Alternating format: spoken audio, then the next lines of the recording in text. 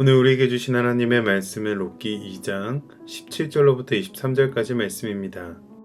룻이 밭에서 저녁까지 줍고 그 주운 것을 떠니 보리가 한 에바쯤 되는지라. 그것을 가지고 성읍에 들어가서 시어머니에게 그 주운 것을 보이고 그가 배불리 먹고 남긴 것을 내어 시어머니에게 드리매 시어머니가 그에게 이르되 오늘 어디서 주었느냐 어디서 일을 하였느냐 너를 돌본 자에게 복이 있기를 원하노라 하니 룻이 누구에게서 일했는지를 시어머니에게 알게 하여 이르되 오늘 일하게 한 사람의 이름은 보아스니이다 하는지라. 나오미가 자기 며느리에게 이르되 그가 여호와로부터 복받기를 원하노라. 그가 살아있는 자와 죽은 자에게 은혜 베풀기를 그치지 아니하도다 하고 나오미가 또 그에게 이르되 그 사람은 우리와 가까우니 우리 기업을 물을 자 중에 하나이니라 하니라.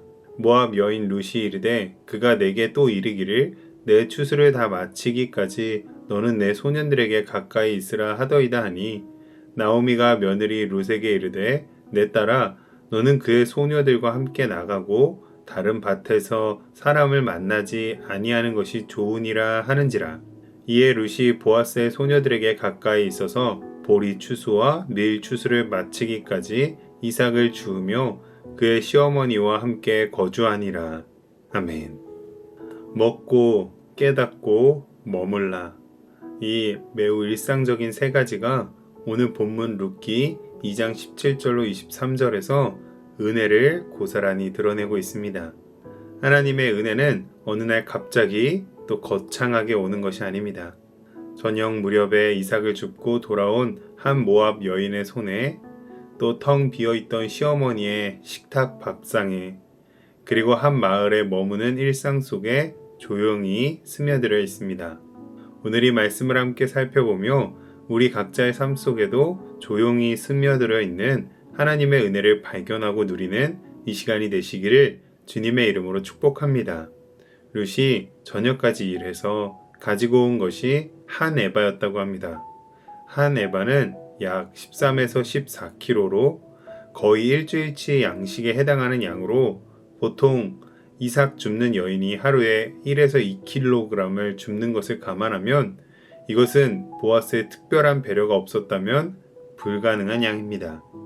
은혜는 이미 룻이 모르는 사이에도 역사하고 있었고 준비되어 있었습니다. 그리고 룻은 자신이 받은 것을 가지고 나오미에게 대접했습니다. 이에 1장에서 나를 나의 기쁨, 나의 기뻐하는 자를 뜻하는 나오미라 부르지 말고 나를 쓴 괴로움이라는 뜻의 마라라로 부르라고 했던 나오미가 오늘 저녁 처음으로 배불리 먹습니다. 하나님께서는 가장 쓰디쓴 고통의 자리에서도 밥상을 차려주십니다. 시편 23편 5절은 이렇게 고백했죠. 주께서 내 원수의 목전에서 내게 상을 차려주시고 기름을 내 머리에 부으셨으니 내 잔이 넘치나이다. 아멘. 혹시 오늘 나의 식탁이 나의 밥상이 비어있다고 느껴지십니까? 하나님께서는 오늘도 누군가의 섬김과 손길을 통해 우리의 식탁을 준비하고 계십니다. 그런즉 공급해 주시는 하나님을 신뢰하시기를 축복합니다. 오늘 어디서 주었느냐? 어디서 일을 하였느냐? 너를 돌본 자에게 복이 있기를 원하노라 라는 시어머니의 말에 룻이 보아스니이다 라고 대답했습니다. 그 순간 나오미의 마음속에서 무언가 깨어납니다. 오랫동안 닫혀있던 문이 열리는 것 같은 순간입니다. 나오미가 외쳤습니다. 그가 여호와로부터 복받기를 원하노라. 그가 살아있는 자와 죽은 자에게 은혜 베풀기를 그치지 아니하도다. 이것이 얼마나 놀라운 변화입니까? 1장에서 나오미는 전능자가 나를 심히 괴롭게 하셨음이니라 라고 말했습니다. 하나님을 자신을 치는 분으로만 보았던 나오미가 오늘 하나님의 은혜가 단 한 번도 끊어진 적이 없었다는 것을 깨달은 것입니다. 하나님께서 일하고 계셨는데 나오미가 몰랐을 뿐이죠. 또 나오미는 다른 한 가지를 깨닫습니다. 그 사람은 우리 기업을 물을 자 중에 하나이니라. 여기서 기업을 물을 자의 히브리어 고엘은 되찾다, 무르다, 구속하다 라는 뜻을 가지고 있습니다. 가난하여 모든 것을 잃은 자를 대신하여 값을 치러주고 속량해주는 친족을 두고 하는 말이죠. 이 고엘은 바로 예수 그리스도를 통해 완성되었습니다. 갈라디아서 3장 13절 말씀, 그리스도께서 우리를 위하여 저주를 받은 바 되사 율법의 저주에서 우리를 속량하셨으니, 우리는 본래 죄로 파산했던 자들입니다. 그런데 예수님께서 우리의 고엘이 되셔서 십자가에서 값을 대신 치르시고 우리를 속량해 주셨습니다. 보아스라라는 이름 하나가 나오미의 눈을 열었듯이 우리도 작은 사건과 일상의 만남들 속에서 하나님의 손길을 발견하시기를 축복합니다. 이제 나오미는 룻에게 명확하게 말합니다. 다른 밭으로 가지 마라. 보아스의 소녀들과 함께 있어라. 그리고 룻은 시어머니의 말에 순종합니다. 보리 추수가 끝날 때까지, 밀 추수가 끝날 때까지 약 7주를 그 자리에 머물렀습니다.